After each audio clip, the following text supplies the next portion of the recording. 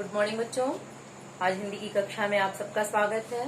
हम लोग हिंदी में भक्ति काल को ही पढ़ रहे थे। अभी भक्ति काल में ज्ञानाश्रयी शाखा के बारे में, निर्गुण भक्ति शाखा में ज्ञानाश्रयी शाखा को पढ़े थे।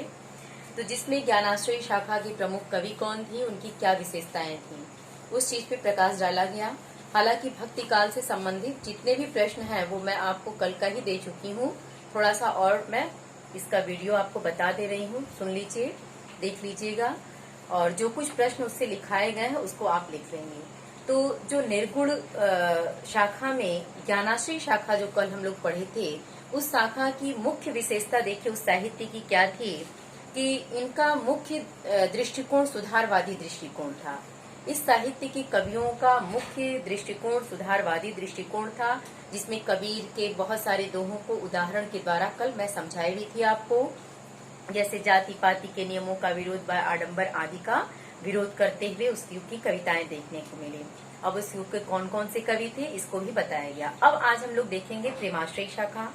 तो प्रेमाश्रयी शाखा जो थे, ये प्रेम के द्वारा ईश्वर को प्राप्त करने में विश्वास करते थे, और इसके विपरीत जो ज्ञानाश्रयी शाखा था, ज्ञानाश्रयी शाखा में ज्ञान के द्वारा ईश्वर को प्राप्त करने पर बल दिया जाता था, वहीं यहाँ प्रेम के द्वारा ईश्वर को प्राप्त करने में विश्वास किया जाता था प्रेमाश्रयी शाखा में। और ये मुसलमान सूफी कवि होते थे। जो प्रेमाश्रयी शाखा के कवि थे, इनको सूफी कवि कहते थे, जिन्हें फकीर भी कहते हैं। और जो ज्ञानाश्रयी शाखा के कवि थे, उन्हें संत कवि के नाम से भी पुकारा जाता है, वो संत कवि कहलाते थे। तो स्वच्छंद प्रेम की पवित्रता की स्थापना ही प्रेमाश्रयी शाखा के काव्यों का मुख्य प्रयोजन रहा।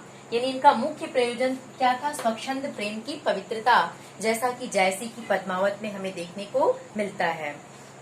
तो इस तरह से जो सूफी मत में प्रेम ईश्वर प्राप्ति का एकमात्र साधन है, जो सूफी मत थे उनका यही कहना था कि प्रेम ही ईश्वर की प्राप्ति का एकमात्र साधन है। प्रेम के द्वारा हम ईश्वर को प्राप्त कर सकते हैं, और ये लौकिक से अलौकिक की ओर उन्मुख होते थे।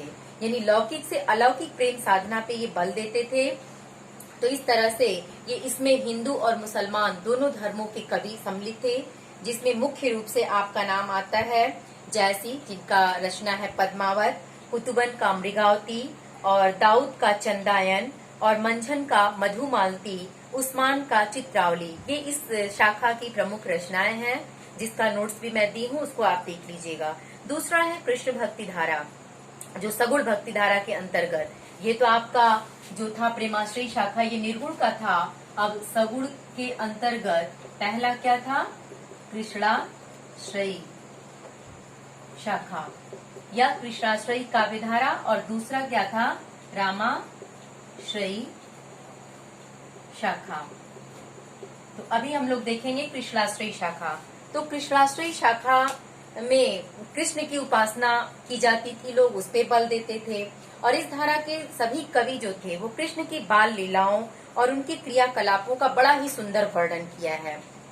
और जैसा सूरदास के लिए कहा जाता है कि जयदेव की स्निग्ध पीयूष धारा जो काल की कठिनता से दब गई थी, वो अवकाश पाते ही मिथिला की अमराइयों में विद्यापति कोकिल कंठ से प्रकट हो विद्या के अमराइयों में मुरझाए हुए वनों को सींचने लगी, जिसमें सबसे सुरीली मधुर झंकार अंधे कवि सूर्य की वाणी को माना जाता है। और 8-8 वीणाएं भगवान श्री कृष्ण का भजन और कीर्तन करने लगी, जिसमें सबसे सुरीली मधुर झंकार अंधे कवि सूर्य की वाणी को माना जाता है। तो ऐसा सूर के लिए कहा जाता है। तो इस तरह से श्री कृष्ण की बाल लीलाओं में वात्सल्य रस की प्रमुखता देखने को मिलती है, क्योंकि माँ यशोदा और कृष्ण का जो वार्तालाप है, जो उनके क्रियाकलाप है, उसमें वात्सल्य रस की छटा है। और वल्लभ संप्रदाय के कृष्ण के बाल रूप की आराधना की गई है। और अष्टछाप के अन्य कवियों ने भी अन्य लीलाओं की अपेक्षा बाल लीला पे ही जोर दिया था। इस तरह से कृष्ण शाखा के सभी कवियों ने अपने साहित्य में ब्रजभाषा का प्रयोग किया, छंद के रूप में इन्होंने पद का प्रयोग किया है, और अलंकार के रूप में उपमा, रूपक, उत्प्रेक्षा, व्यतिरेक आदि अलंकारों का प्रयोग देखने को मिलता है। और इस शाखा के प्रमुख कवियों का नाम भी मैंने आपको दे दिया है, जिसमें अष्टछाप के कवियों के भी नाम है, आप उसको देख लेंगी। अब आता है राम भक्ति शाखा।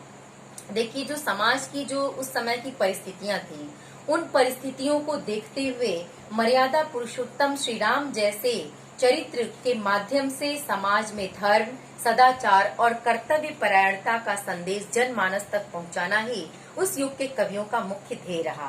तो इस तरह से मर्यादा पुरुषोत्तम श्री राम के चरित्र का वर्णन राम भक्ति शाखा के कवियों ने किया, जिसमें रामानुजाचार्य के शिष्य परंपरा में ही रामानंद हुए, जिन्होंने समस्त उत्तर भारत में राम भक्ति की लहर को फैला दिया। और इन्हीं के प्रभाव स्वरूप हिंदी में भक्ति साहित्य में राम भक्ति का उद्भव हुआ। और राम भक्ति की धारा मुख्यतः प्रबंध काव्य के रूप में लिखी गई, जिसमें राम भक्तों में राम के लोकोपकारी रूप को प्रकट किया था। राम काव्य धारा के प्रमुख कवि गोस्वामी तुलसीदास जी हैं, जिनकी रचना कल मैंने लिख के आपको दी है, रामचरितमानस, जो इनका श्रेष्ठ महाकाव्य है। दोहावली, कवितावली, गीतावली आदि इनकी रचनाएं हैं। और इसके साथ साथ अग्रदास, नाभादास, ईश्वरदास, प्रियदास और हृदय राम आदि इस राम भक्ति शाखा के ही कवि हैं। और एक केशव दास का भी नाम आता है, जिनकी रचना है रामचंद्रिका। आपके मन में ये आएगा कि केशव दास तो रीतिकाल के कवि हैं, फिर इनकी ये रचना कैसे राम भक्ति में आ गई। लेकिन इनकी जो रचना है रामचंद्रिका, ये राम भक्ति परंपरा पे ही आधारित है। इसलिए आप अगर ये प्रश्न आपको पूछा जाए कि रामचंद्रिका किस धारा का ग्रंथ है, तो रामचंद्रिका राम काव्य धारा का ही ग्रंथ माना जाता है। इस चीज को आप ध्यान दीजिएगा। इस प्रकार भाव, अनुभव, रस, अलंकार सभी दृष्टियों से हिंदी काव्य साहित्य का यह सर्वोत्कृष्ट और उपलब्धि का युग रहा है। इस युग की सामान्य प्रवृत्तियां तो आपको कल भी मैं बता चुकी थी। गुरु महिमा पे बल दिया जाता था, समन्वयवादी दृष्टिकोण था, सुधारवादी दृष्टिकोण था, जाति पाति का विरोध किया जाता था, वाय आडंबर का विरोध था। ये उस युग की मुख्य विशेषताएं थीं। और इसके साथ साथ बहुजन हिताय की भावना लोगों में विद्यमान थी। और इस युग को स्वर्ण युग क्यों कहा गया, इस पे भी प्रकाश डाला गया है, क्योंकि इस युग में लोगों के जो समन्वयवादी दृष्टिकोण से थे, सुधारवादी विचारधारा थी और भक्ति परत रचनाओं की प्रधानता थी। इसके साथ साथ कला, कौशल और काव्य सौंदर्य की दृष्टि से भी इस युग का साहित्य काफी समृद्ध दिखाई देता है।